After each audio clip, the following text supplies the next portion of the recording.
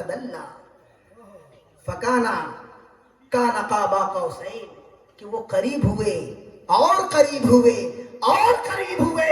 رب کتنا قریب ہوئے مجھے بتا تو صحیح. اللہ نے کہا تمہارے ادراک فہم سے بالا تر ہے، تم سمجھ نہیں سکتے کہ میرا محبوب مجھ سے کتنا قریب ہوا. اے اللہ بتا تو صحیح کتنا قریب ہوا. چل دنیاوی اعتبار سے سمجھا دے، دنیاوی ایگزامپل کی بنیاد پر سمجھا دے. اللہ نے کہا کانا قاب قوسین او ادنی، جیسے دو کمان آپس میں ملتے ہیں یا اس سے بھی کم. یہاں بات تو ملاقات کی تھی، بات تو ملن کی تھی، بات تو اتصال کی تھی، بات تو محبوب و محب کے ملاقات کی تھی. یہاں تیر کمان کہاں سے آ گیا؟ تیر کمان کہاں سے آ گیا؟ تو اللہ نے کہا تم سمجھ تو نہیں سکتے ہو میری قربت کو جو میرے محبوب کے ساتھ ہے. دنیاوی ایگزامپل سے سمجھا رہا ہوں. جب دو کمان کو آپ دیکھیں گے ایسے جب کریں گے، کمان کیسے ہوتا ہے؟ ایسے ہی ہوتا ہے. ایک کمان یہ اور سامنے سے ایک آدمی یوں کرے اور دونوں کو ملائے، دوری کتنی ہوگی؟ 2 انچ 3 انچ. ایک بارش کتنی ہوگی؟ مختصر ہوگی. اللہ نے فرمایا ابھی بھی نہیں سمجھ میں آیا، کانا قاب قوسین او ادنی، اس سے بھی کم. سمجھتے رہیے کتنا کم. وہ جو ملن ہوا وہ کیسے ہوا؟ گویا کہ محبوب محب میں مل گیا، محبوب محب میں مل گیا. اور جب دنیا میں تشریف لائے سرکار معراج کے بعد تو صحابہ نے پوچھا اللہ کے رسول آپ کو زیارت ہوئی اللہ کی، رب دکھتا کیسے ہے؟ تو سرکار نے فرمایا مجھے دیکھ لو، مجھے دیکھ لو. ارے مجھے دیکھو گے تو رب دکھے گا. یہ تو اولیاء کرام کے بارے میں فرمایا تھا کہ اذا رؤوا ذکر اللہ، کہ جب تم انہیں دیکھو گے تو رب یاد آ جائے گا. یہ تو اولیاء کرام میں اللہ کے اوصاف کے جو مظاہر ہے اس کا اثر ہے. یہ تو محبوب ہے، یہ تو محبوب ہے. اور محبوب کا مقام کیا ہوگا؟ آپ ان کی قربت کو سمجھ سکتے ہیں.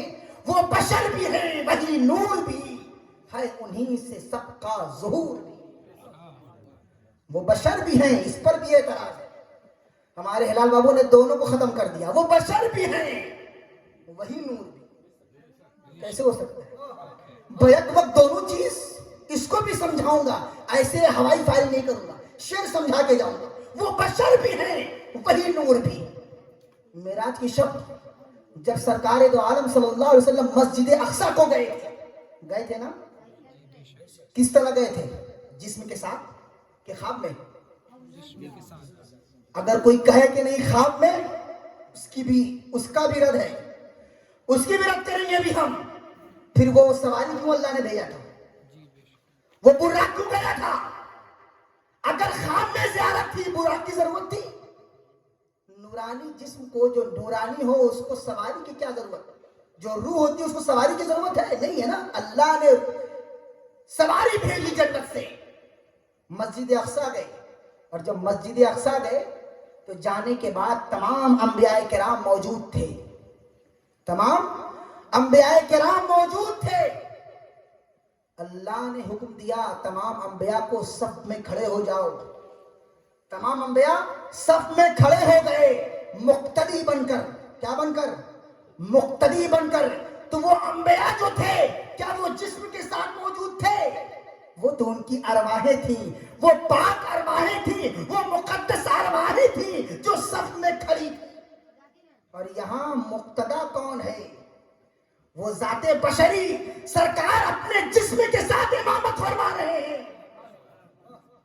بشریت کی معراج ہو گئی، بشریت کی معراج ہو گئی. یہاں ارواح کی امامت جسم کے ساتھ سرکار فرما رہے ہیں.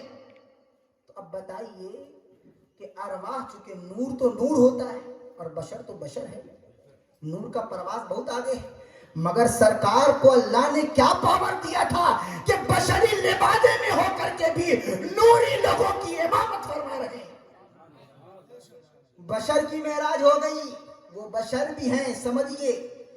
اور ایک اور نقطہ یہاں سمجھاؤں، یہ تو ایک ایگزامپل یہاں سے دیا میں نے. انسان کے جسم کے کچھ ریکارڈ ہوتے ہیں. اگر ہم کسی کو بشر کہیں تو بشر اگر کوئی ہے تو